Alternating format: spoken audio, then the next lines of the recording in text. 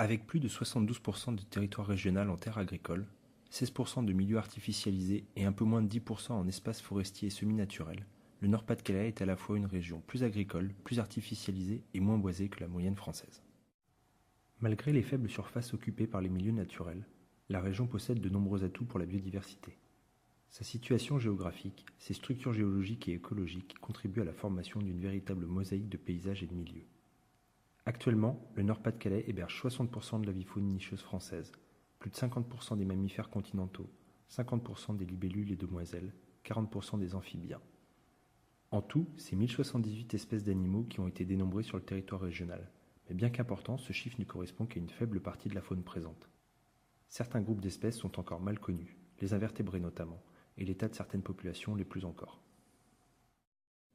Pour la flore, on dénombre 1138 espèces contre 4900 pour la France.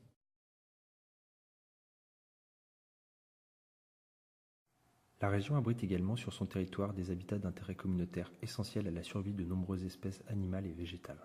La région a une responsabilité particulière envers certaines espèces. C'est le cas notamment pour une espèce de chauve-souris, le murin des marais, présent uniquement dans la région. C'est également le cas de la grenouille des champs, présente également dans le Haut-Rhin et le Bas-Rhin, ou encore le Liparis de Lausel, une espèce d'orchidée menacée qui n'est présente que dans quelques départements français. 2/3 des végétations régionales répertoriées sont d'intérêt communautaire, et certains habitats sont très peu représentés ou uniques en France, comme les landes et bas-marais dunaires du pré communal d'Ambleteuse, ou bien encore les pelouses calcicoles littorales du Blanc-Nez d'Anne-Camier. Malheureusement, les habitats, la faune et la flore subissent des pressions fortes et anciennes exercées par les activités humaines. Le résultat, la dégradation des milieux s'intensifie et la disparition d'espèces s'accélère. Voici un rapide bilan de l'état de santé de la biodiversité régionale. Pour la flore, au cours du siècle passé, c'est en moyenne 1,4 espèces de plantes qui disparaissent chaque année. Un peu moins de la moitié de la flore est menacée à plus ou moins long terme. Ceci s'explique par la raréfaction des espèces autrefois dites ordinaires. Et un peu plus d'une espèce végétale sur deux peut être considérée comme non commune. C'est le cas notamment du bleuet des champs qui a aujourd'hui quasiment disparu. Dans l'état actuel des connaissances, le bilan pour la faune est le suivant. 17 espèces de papillons de jour ont disparu en l'espace de 30 ans. Autrement dit, une espèce de papillon disparaît tous les 2 ans. 5 espèces d'oiseaux ont disparu en 25 ans. 2 espèces d'amphibiens et 2 espèces de reptiles en 13 ans. 2 espèces de mammifères en 21 ans. 2 espèces de libellules et demoiselles en 20 ans. Moins de la moitié des papillons de jour et environ la moitié des reptiles sont considérés comme communs. 77 espèces d'oiseaux sont considérées comme soit en danger, soit vulnérables sur les listes rouges régionales, nationales et européennes. La grenouille des champs est en danger critique d'extinction, tandis que le phoque marin est classé en danger. Plusieurs explications peuvent être avancées pour expliquer l'état actuel de la flore et de la faune à l'échelle du Nord-Pas-de-Calais. L'artificialisation des sols engendrée par l'extension des zones urbaines, industrielles, commerciales et par le développement des infrastructures de transport est l'une des causes majeures de disparition des milieux naturels, et donc des habitats et des espèces. Dans le Nord-Pas-de-Calais, les espaces artificialisés occupent 16% du territoire contre un peu plus de 8% pour le reste de la France. Entre 1200 et 1800 hectares de milieux naturels et de terres agricoles disparaissent chaque année au profit de nouvelles constructions. En 19 ans, c'est l'équivalent de 2 fois l'arrondissement de Paris qui a disparu sous le béton. Les principaux milieux détruits sont les prairies, les mégaforbiers, les roselières et les carissets, les terres agricoles, les forêts, les landes et les pelouses. La fragmentation des forêts et des milieux naturels par les infrastructures routières par exemple est tout aussi préjudiciable que la destruction des habitats par l'artificialisation. Il entraîne l'isolement des populations de faune et de flore, des difficultés de migration et de déplacement des espèces vers les sites de reproduction et de nourrissage. La forêt du Nord-Pas-de-Calais est constituée de 22 800 morceaux. Ce chiffre est en constante augmentation. Entre 1990 et 2009, il a cru de plus de 16%. La fragmentation des cours d'eau nuit également fortement à la libre circulation des espèces aquatiques. 1550 obstacles sont recensés actuellement. Les cours d'eau du Nord-Pas-de-Calais sont parmi les plus fragmentés et donc les plus perturbés de France, après l'Alsace et la Haute-Normandie. On compte 125 obstacles par millier de kilomètres carrés dans le Nord-Pas-de-Calais, à comparer aux 105 obstacles par millier de kilomètres carrés pour la France. La pollution des eaux est due en partie à l'utilisation de produits phytosanitaires par l'agriculture notamment, au rejet industriel et à la forte pression démographique. Cette qualité influe directement sur les peuplements piscicoles. Ceux-ci connaissent un effondrement des populations en excellent état de conservation. De plus de la moitié des cours d'eau n'atteindront pas le bon état écologique en 2015, initialement prévu par la directive cadre sur l'eau. L'eutrophisation des milieux et des eaux artificielles, par notamment les épandages de déchets organiques sur les terres agricoles, est aussi l'une des causes de l'érosion de la biodiversité. L'orchis brûlée, par exemple, a disparu à cause de l'enrichissement des milieux.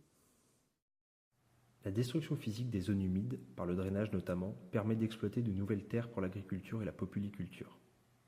Compte tenu de l'importance de ces milieux pour la conservation de la biodiversité, l'épuration des eaux et la régulation des crues, une réglementation devrait strictement interdire leur destruction. En réalité, à l'exception de certains territoires bénéficiant de statuts de protection, le principe général est de soumettre, au-delà de certains seuils, ces destructions non pas à des interdictions, mais à des procédures de déclaration et autorisation dites loi sur l'eau. La disparition d'espèces telles que le Dryopteris à crête ou le Linagrette à large feuille démontre la tendance générale de dégradation quantitative et qualitative de ce type de milieu. La surexploitation des espèces est également l'une des causes de leur disparition. Le Nord-Pas-de-Calais est également concerné par cette problématique, puisque dans la Manche, plus de la moitié des espèces de poissons pêchés à des fins commerciales le sont au-delà des seuils de renouvellement des stocks. En mer du Nord, cela concerne un quart des espèces. Cette situation entraîne de fait une forte diminution des effectifs de poissons et donc une diminution des quantités pêchées. En 9 ans, la quantité de poissons pêchés a diminué de 42% dans le plus grand port de pêche de France, Boulogne-sur-Mer. Les espèces exotiques envahissantes occupent les biotopes de certaines espèces indigènes et les supplantent parfois, contribuant ainsi à leur raréfaction. Elles constituent donc une menace pour la biodiversité locale.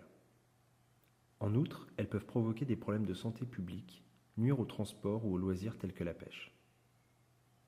Selon l'Union internationale pour la conservation de la nature, elles sont considérées comme la troisième menace pesant sur les espèces.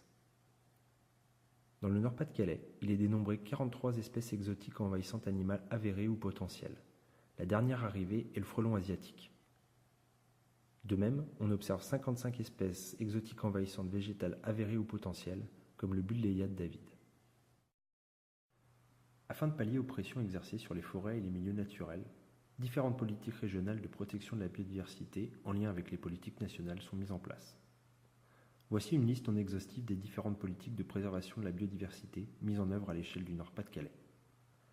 Les aires protégées terrestres couvrent, toutes protections confondues, hors parcs naturels régionaux, 3,52% du territoire régional.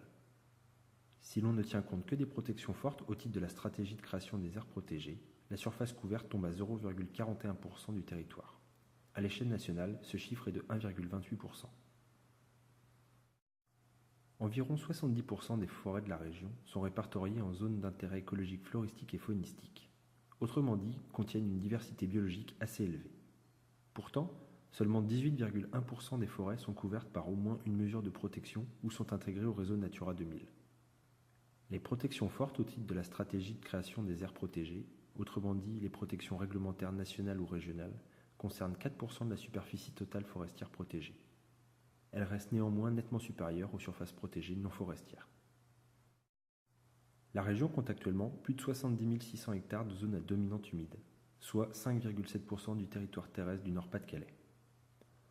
Environ 11 800 hectares sans double compte de zones humides sont concernés par au moins une mesure de protection forte ou appartiennent au réseau Natura 2000, soit environ 16,8% des zones à dominante humide. Seuls 2,5% des zones à dominante humide sont concernées par des protections fortes. Les surfaces protégées en mer couvrent presque 450 000 hectares, mais seulement 0,2% de ces territoires couverts par une protection disposent d'un document de gestion. Bien qu'indispensables, les aires protégées restent insuffisantes pour assurer le maintien du bon état de la biodiversité. La restauration des continuités écologiques est nécessaire afin d'éviter l'isolement des îlots de nature et donc l'appauvrissement génétique de la faune et de la flore.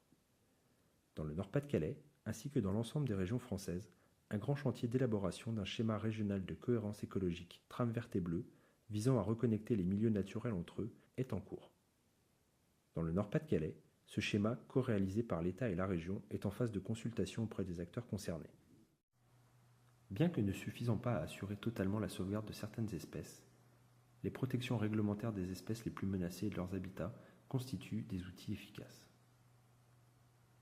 Le Nord-Pas-de-Calais compte aujourd'hui 177 espèces de plantes protégées, dont 152 à l'échelle régionale et 25 à l'échelle nationale.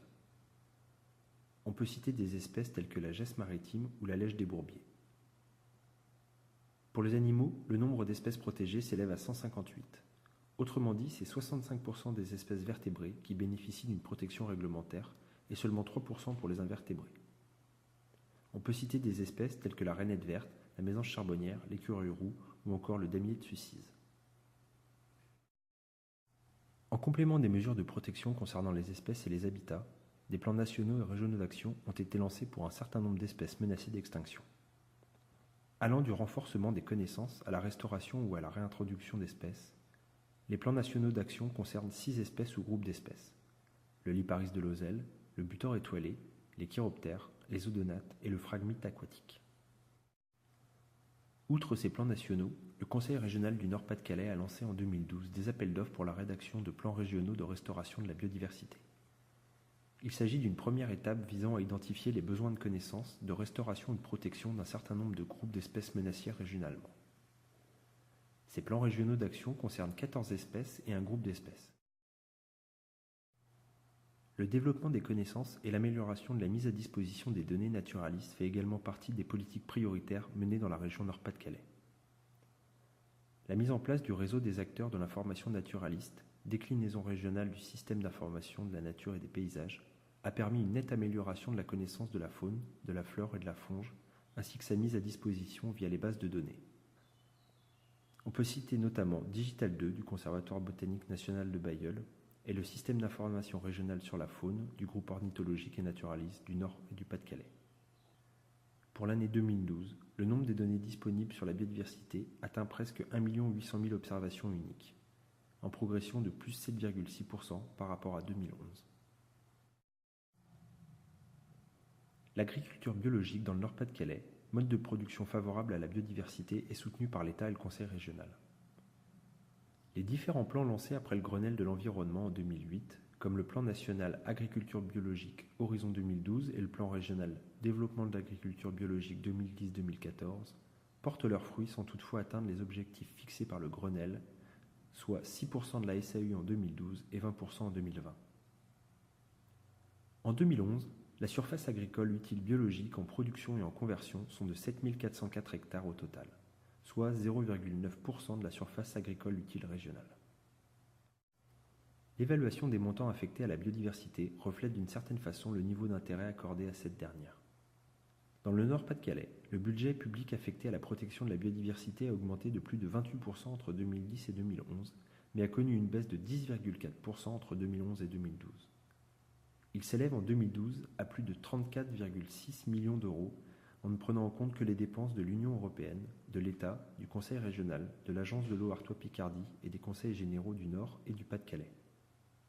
Cela correspond donc à un seuil minimal pour le territoire régional. Retrouvez l'intégralité des résultats dans la nouvelle brochure de l'Observatoire de la biodiversité.